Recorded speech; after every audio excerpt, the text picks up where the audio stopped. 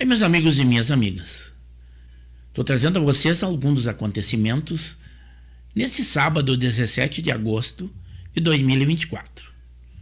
Primeiro que nós tivemos a visita do presidente Lula ao Rio Grande do Sul, mas parece que houveram trocas de farpas ali, ele criticando o governador Eduardo Leite e o governador Eduardo Leite se queixando da falta de apoio ao Rio Grande do Sul.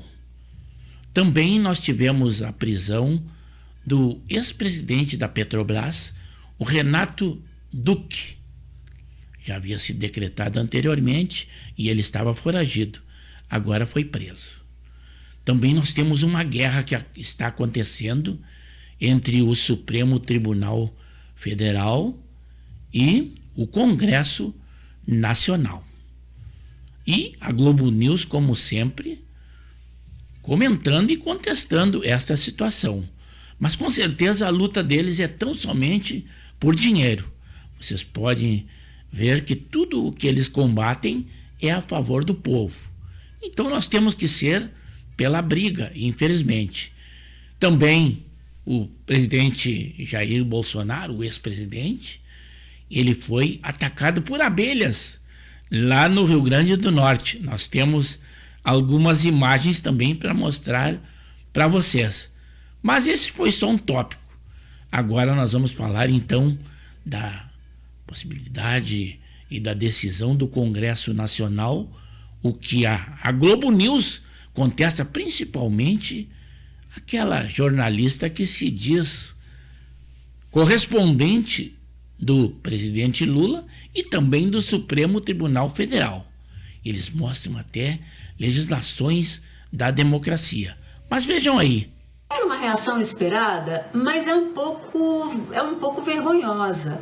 Porque o que diz a PEC, a que abre a possibilidade do Congresso revogar decisões do Supremo Tribunal Federal, é quase uma decisão do dia a dia do Nicolás Maduro na Venezuela. Então é vergonhoso mesmo, né? Em qualquer democracia minimamente adulta, não se faria uma proposta dessa.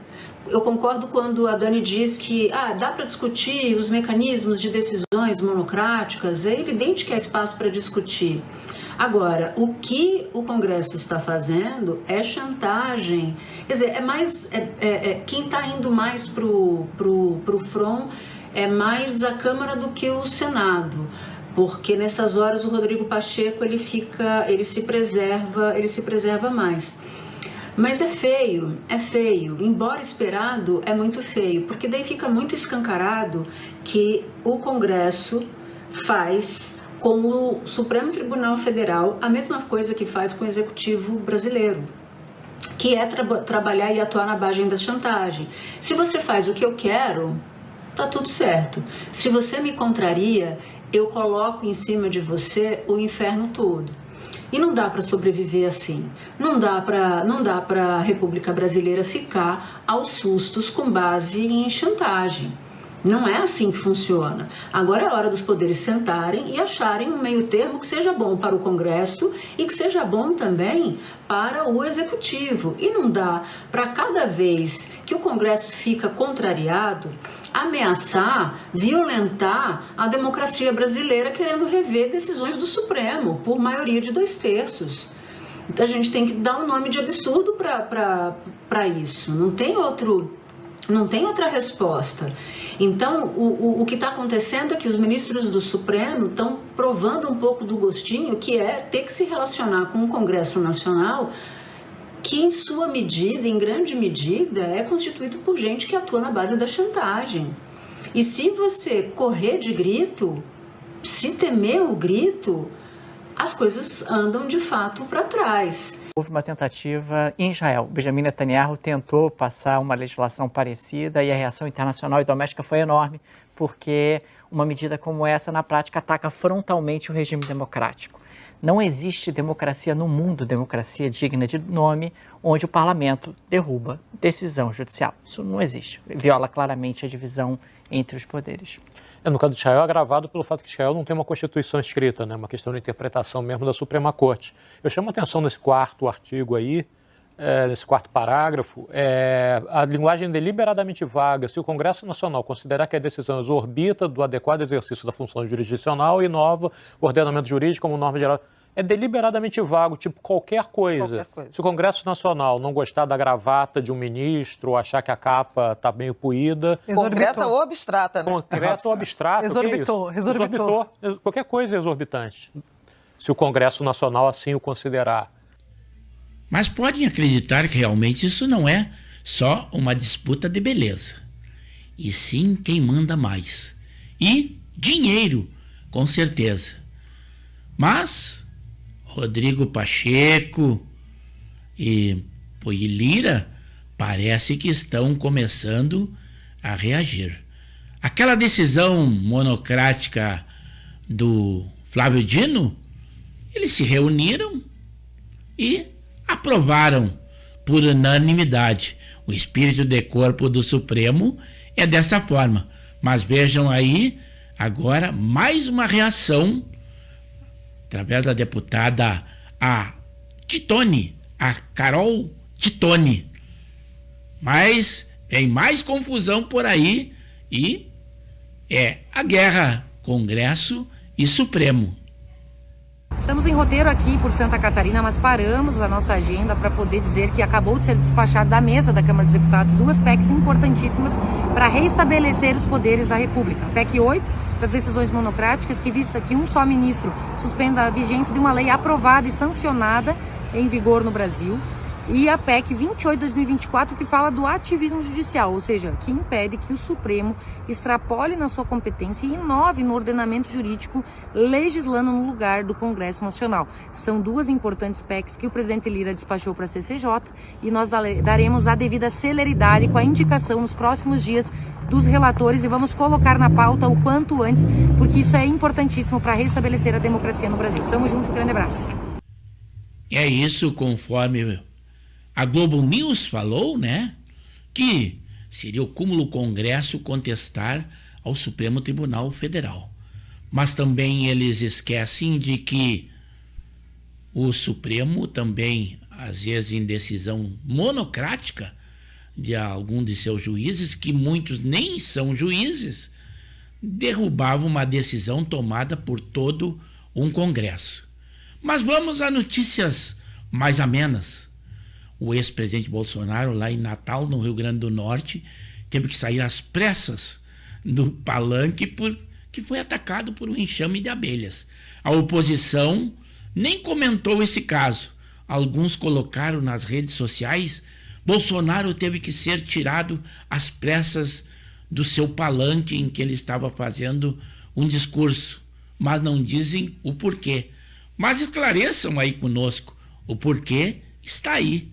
É a natureza, até a natureza contra o ex-presidente Jair Bolsonaro. Nós somos uma grande nação. As escolhas.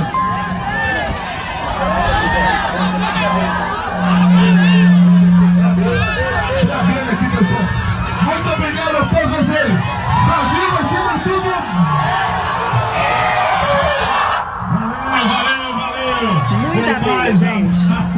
Ex-presidente do Brasil.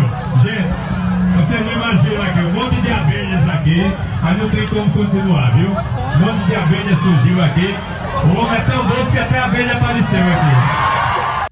E é claro que se estamos noticiando nesse sábado, um 17, não podemos deixar de falar a vocês, embora que tenha sido amplamente divulgado, a morte daquele homem que foi um ícone da TV brasileira e também um exemplo e inspiração a muitas pessoas. Começou lá de baixo e venceu na vida. É o Silvio Santos, aos 93 anos, de broncopneumonia em consequência do H1N1. Mas lembremos desse homem com o otimismo e as mensagens que ele sempre transmitiu. E é esta mensagem de alegria quando em vida que ele traz e sempre mostrou a todas as pessoas. Vejam aí. Se eu amanhã não tiver mais nada, mas se eu tiver a minha voz, eu no Rio com 14 anos era camelô e vendia canetas e outras mercadorias em português. Agora eu vendo em português, em castelhano e também vendo em inglês. Mas dá para vender caneta e dá para ganhar a vida, porque eu não como mais do que as minhas torradas, para não engordar. Eu não visto mais do que as camisas 3 ou 4 que eu gosto, e eu não calço mais do que 2 ou 3 sapatos que eu gosto, embora tendo 50. Deus me deu saúde, Deus me dá raciocínio, Deus me deu consciência que me rege primeiro, razão que me rege segundo, coração que me rege em terceiro. Quando a minha emoção começa a tomar conta de mim, vem a minha razão e fala: o que é isso? Que besteira é essa? E ainda quando a minha emoção vem da minha razão, vem a minha consciência e fala: olha, eu vou te acompanhar até o último suspiro, hein? Então, a minha razão policia a minha emoção e a minha consciência policiam a minha razão e a minha emoção. Então, eu me preocupo com hoje, só hoje. É claro que muitos políticos e autoridades lamentam a morte de Silvio Santos. O presidente Lula também mandou os pêsames à família, embora que ele saiba que Silvio Santos era apoiador do ex-presidente Jair Bolsonaro e também, na atualidade, o apresentador Ratinho. Não deve ter sido muito confortável esses cumprimentos, mas eles foram feitos. Tem uma questão social e de cortesia, né? Também aqui no estado do Rio Grande do Sul nós tivemos o falecimento de Luiz Gustavo de Souza. Ele era secretário adjunto de Logística e Transportes. Já o presidente Lula e o Eduardo Leite trocaram farpas.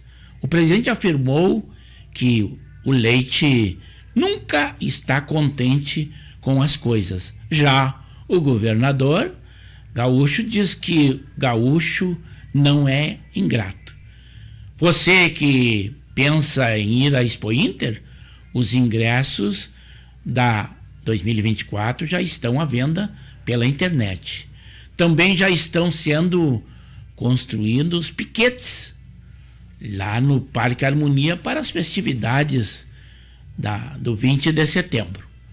A Justiça Eleitoral enviou 6.500 urnas para o Rio Grande do Sul para o próximo pleito a vereadores e prefeitos. O IBGE também, ele diz que o uso da internet no país está maior entre idosos. Eles estão se evoluindo também com a nova tecnologia. O Supremo decidiu, por unanimidade, manter as decisões do Flávio Dino sobre as emendas parlamentares. Estados Unidos, União Europeia e mais 21 países assinaram um documento pedindo a divulgação das atas eleitorais na Venezuela. Já o presidente Lula culpa o governo gaúcho e a prefeitura de Porto Alegre pelas enchentes de maio. Tem um culpado aí, né? Também a notícia de que combustíveis tiveram altas em todas as regiões no mês de agosto e a gasolina já subiu 1,62%. Claro que nós já sentimos no bolso, isso não precisa dizer na economia. Os números nunca são corretos como deveriam ser. E lembramos a vocês, Enem terão provas amanhã, 18, domingo. Questionado e entrevistado pela Rádio Gaúcha, o presidente Lula mudou a sua concepção quanto à Venezuela. Antes ele dizia que era uma democracia relativa. Agora ele diz que é uma democracia desagradável ou um regime desagradável. Mas se não é ditadura, eu não sei o que é que... Ele já prendeu mais de 100 opositores após as eleições que estão sendo contestadas. E o seu regime já matou mais de 20 pessoas. E quanto à picanha, ele questionado, ele disse que talvez em razão do grande consumo da população ainda não chegou ao Rio Grande do Sul. Mas esclarece ele que o Rio Grande do Sul é um dos maiores produtores de picanha, inclusive para a exportação. E a cervejinha, que também foi questionado, está no imposto do pecado. Então até a cervejinha aumentou. Mas eu deixo que vocês deem a sua opinião, que comentem e se inscrevam no canal de Pepe Severo no YouTube, pois temos edições diárias e dos mais variados assuntos.